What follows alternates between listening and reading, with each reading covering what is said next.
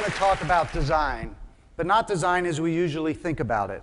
I want to talk about what is happening now in our scientific, biotechnological culture, where for really the first time in history, we have the power to design bodies, to design animal bodies, to design human bodies.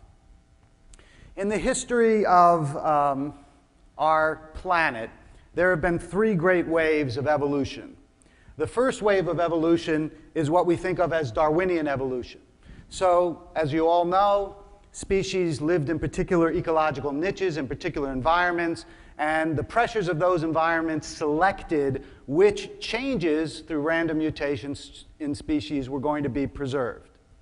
Then human beings stepped out of the Darwinian flow of evolutionary history and created the second great wave of evolution, which was we changed the environment in which we evolved. We altered our ecological niche by creating civilization. And that has been the second great couple 100,000 years, 150,000 year flow of our evolution. By changing our environment, we put new pressures on our bodies to evolve, whether it was through settling down in agricultural communities, all the way through modern medicine. We have changed our own evolution.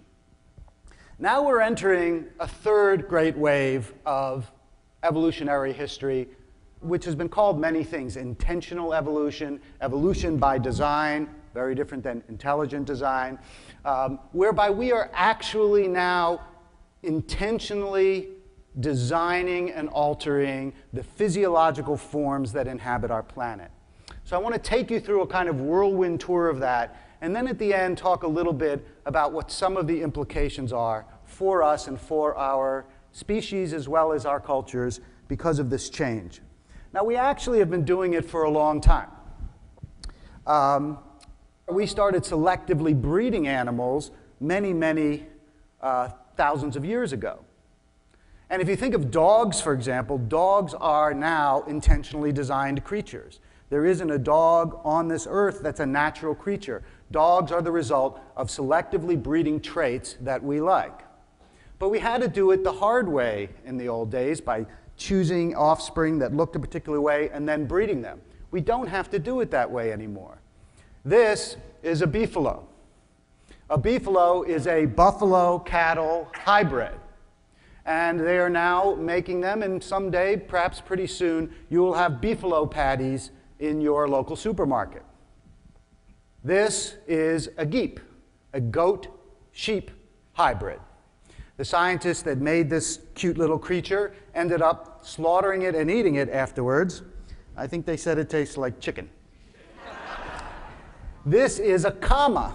A kama is a camel-llama hybrid, created to try to get the hardiness of a camel with some of the personality traits of a llama. And they are now using these in certain cultures. Then there's the liger. This is the largest cat in the world, the lion-tiger hybrid. It's bigger than a tiger. And in the case of the liger, there actually have been one or two that have been seen in the wild.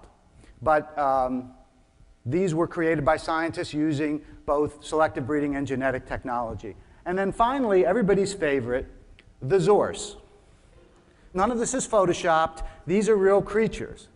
And so one of the things we have been doing is using genetic enhancement or genetic manipulation of sort of normal selective breeding pushed a little bit through genetics. And if that were all this was about, then it would be an interesting thing. But something much more powerful is happening now. These are normal mammalian cells, genetically engineered with a bioluminescent gene taken out of deep-sea jellyfish. We all know that some deep-sea creatures glow. Well, they've now taken that gene, that bioluminescent gene, and put it into mammal cells. These are normal cells, and what you see here is these cells glowing in the dark under certain wavelengths of light. Once they could do that with cells, they could do it with organisms. So they did it with mouse pups, kittens. And by the way, the reason the kittens here are orange and these are green is because that's a bioluminescent gene from coral, while this is from jellyfish. They did it with pigs. They did it with puppies. And in fact, they did it with monkeys. And if you can do it with monkeys, though the great leap in trying to genetically manipulate is actually between monkeys and apes, if they can do it in monkeys, they can probably figure out how to do it in apes, which means they can do it in human beings. In other words, it is theoretically possible that before too long, we will be biotechnologically capable of creating human beings that glow in the dark. Be easier to find us at night. And in fact, right now, in many states, you can go out and you can buy bioluminescent pets. These are zebrafish. They're normally black and silver. These are zebrafish that have been genetically engineered to be yellow, green, red, and they are actually available now in certain states. Other states have banned them. Nobody knows what to do with these kinds of creatures. There is no area of the government, not the EPA or the FDA, that controls genetically engineered pets. And so some states have decided to allow them, some states have decided to ban them. Some of you may have read about the FDA's consideration right now of genetically engineered salmon. The salmon on top is a genetically engineered Chinook salmon using a gene from the salmon and from one other fish that we eat to make it grow much faster using a lot less feed. And right now the FDA is trying to make a final decision on whether pretty soon you could be eating this fish. It'll be sold in the stores. And before you get too worried about it, here in the United States, the majority of food you buy in the supermarket already has genetically modified components to it. So even as we worry about it, we have allowed it to go on in this country, much different in Europe, without any regulation and even without any identification on the package. These are all the first cloned animals of their type. So in the lower right here, you have Dolly, the first cloned sheep, now happily stuffed in a museum in Edinburgh. Ralph the rat, the first cloned rat. Cece the cat for cloned cat. Snuppy, the first cloned dog. Snuppy for Seoul National University puppy, created in South Korea by the very same man that some of you may remember had to end up resigning in disgrace because he claimed he had cloned a human embryo, which he had not. He actually was the first person to clone a dog, which is a very difficult thing to do because dog genomes are very plastic. This is Promedia, the first cloned horse. It's a Haflinger horse cloned in Italy, a real gold ring of cloning because there are many horses that win important races who are geldings. In other words, the equipment to put them out to stud has been removed. But if you can clone that horse, you can have both the advantage of having a gelding run in the race and his identical genetic duplicate can then be put out to stud. These were the first cloned calves, the first cloned gray wolves, and then finally the first cloned piglets, Alexa, Chrissy, Carol, Janie, and .com. In addition, we've started to use cloning technology to try to save endangered species. This is the use of animals now to create drugs and other things in their bodies that we want to create. So with antithrombin in that goat has been genetically modified so that the molecules of its milk actually include the molecule of antithrombin that GTC Genetics wants to create. And then in addition, transgenic pigs, knockout pigs from the National Institute of Animal Science in South Korea are pigs that they are going to use, in fact, to try to create all kinds of drugs and other industrial types of chemicals that they want the blood and the milk of these animals to produce for them, instead of producing them in an industrial way. These are two creatures that were created in order to save endangered species. The guar is an endangered Southeast Asian ungulate.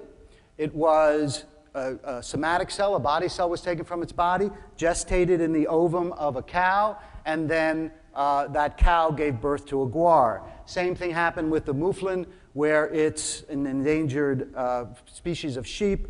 It was gestated in a regular sheep body, which actually raises an interesting biological problem. We have two kinds of DNA in our bodies. We have our nucleic DNA that everybody thinks of as our DNA, but we also have DNA in our mitochondria, which are the energy packets of the cell. That DNA is passed down through our mothers. So really what you end up having here is not a guar and not a mouflon, but a guar with cow mitochondria, and therefore cow mitochondrial DNA, and a mouflon with another species of sheep's mitochondrial DNA. These are really hybrids, not pure animals. And it raises the question of how we're going to define animal species in the age of biotechnology, a question that we're not really sure yet how to solve. This lovely creature is an Asian cockroach, and what they've done here is they've put electrodes in its ganglia, in its brain, and then a transmitter on top, and it's on a big computer tracking ball. And now using a joystick, they can send this creature around the lab and control whether it goes left or right, forward or backwards. They've created a kind of insect bot or bug bot. It gets worse than that, or perhaps better than that. This actually is one of DARPA's very important. DARPA is the Defense Research Agency, one of their projects. These Goliath beetles are wired in their wings. They have a computer chip strapped to their backs, and they can fly these creatures around the lab. They can make them go left, right. They can make them take off. They can't actually make them land. They put them about 1 inch above the ground, and then they shut everything off, and they go boom. But it's the closest they can get to a landing. And in fact, this technology has gotten so developed that this creature, this is a moth. This is the moth in its pupa stage, and that's when they put the wires in and they put the computer technology so that when the moth actually emerges as a moth, it is already pre-wired. The wires are already in its body, and they can just hook it up to their technology, and now they've got these bug bots that they can send out for surveillance. They can put little cameras on them, and perhaps someday delivering other kinds of ordnance to war zones. It's not just insects. This is the Ratbot, or the RoboRat, by Sanjeev Talwar at SUNY Downstate. Again, it's got technology, it's got electrodes going into its left and right hemispheres, it's got a camera on top of its head. The scientists can make this creature go left, right. They have it running through mazes, controlling where it's going. They've now created an organic robot. The graduate students in Sanjeev Talwar's lab said, is this ethical? We've taken away the autonomy of this animal. We'll get back to that in a minute. There's also been work done with monkeys. This is Miguel Nicolelis of Duke. He took owl monkeys, wired them up so that a computer watched their brains while they moved, especially looking at the movement of their right arm. The computer learned what the monkey brain did to move its arm in various ways. They then hooked it up to a prosthetic arm, which you see here in the picture, put the arm in another room. Pretty soon the computer learned, by reading the monkey's brain waves, to make that arm in the other room do whatever the monkey's arm did. Then he put a video monitor in the monkey's cage that showed the monkey this prosthetic arm, and the monkey got fascinated. The monkey recognized that whatever she did with her arm, this prosthetic arm would do. And eventually, she was moving it, and eventually stopped moving her right arm, and staring at the screen, could move the prosthetic arm in the other room only with her brain waves, which means that monkey became the first primate in history of the world to have 3 independent functional arms. And it's not just technology that we're putting into animals. This is Thomas DeMars, the University of Florida. He took 20,000 and then 60,000 disaggregated rat neurons. So these are just individual neurons from rats. Put them on a chip. They self-aggregated into a network, became a integrated chip, and he used that as the IT piece of a mechanism which ran a flight simulator.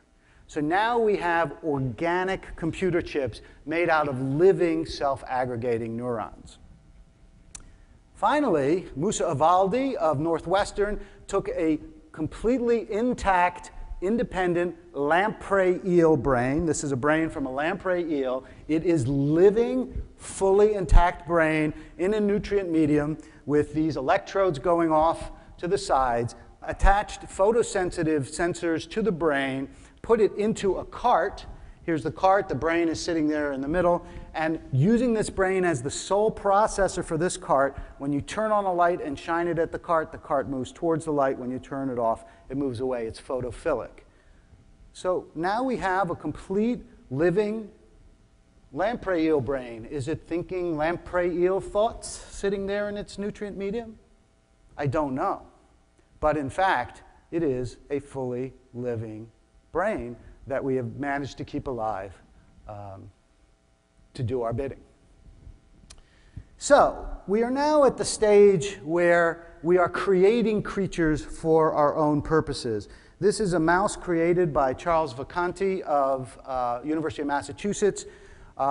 He altered this mouse so that it was genetically engineered to have skin that was less immunoreactive to human skin, put a polymer scaffolding of an ear under it, and created an ear that could then be taken off the mouse and transplanted onto a human being. Genetic engineering coupled with polymer physiotechnology coupled with xenotransplantation.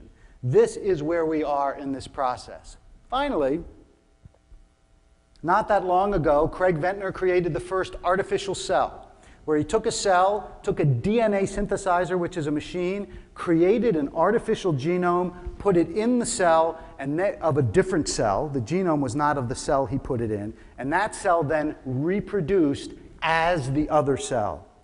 In other words, that was the first creature in the history of the world that had a computer as its parent. It did not have an organic parent.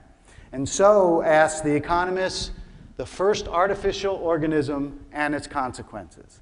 So you may have thought that the creation of life was going to happen in something that looked like that. But in fact, that's not what Frankenstein's lab looks like. This is what Frankenstein's lab looks like. This is a DNA synthesizer, and here at the bottom are just bottles of A, T, C, and G, the 4 chemicals that make up our DNA chain. And so we need to ask ourselves some questions. For the first time in the history of this planet, we are able to directly design organisms. We can manipulate the plasms of life with unprecedented power. And it confers on us a responsibility. Is everything okay? Is it okay to manipulate and create whatever creatures we want? Do we have free reign to design animals? Do we get to go someday to Pets R Us and say, look, I want a dog. I'd like it to have the head of a dachshund, the body of a retriever, maybe some pink fur, and let's make it glow in the dark? Does industry get to create creatures who in their milk and their blood and their saliva and other bodily fluids create the drugs and industrial molecules we want and then warehouse them as organic manufacturing machines? Do we get to create organic robots where we remove the autonomy from these animals and turn them just into our playthings? And then the final step of this, once we perfect these technologies in animals and we start using them in human beings, what are the ethical guidelines that we will use then? It's already happening. It's not science fiction. We are not only already using these things in animals, some of them we're already beginning to use on our own bodies. We are now taking control of our own evolution. We are directly designing the future of the species of this planet. It confers upon us an enormous responsibility that is not just the responsibility of the scientists and the ethicists who are thinking about it and writing about it now. It is the responsibility of everybody because it will determine what kind of planet and what kind of bodies we will have in the future. Thanks.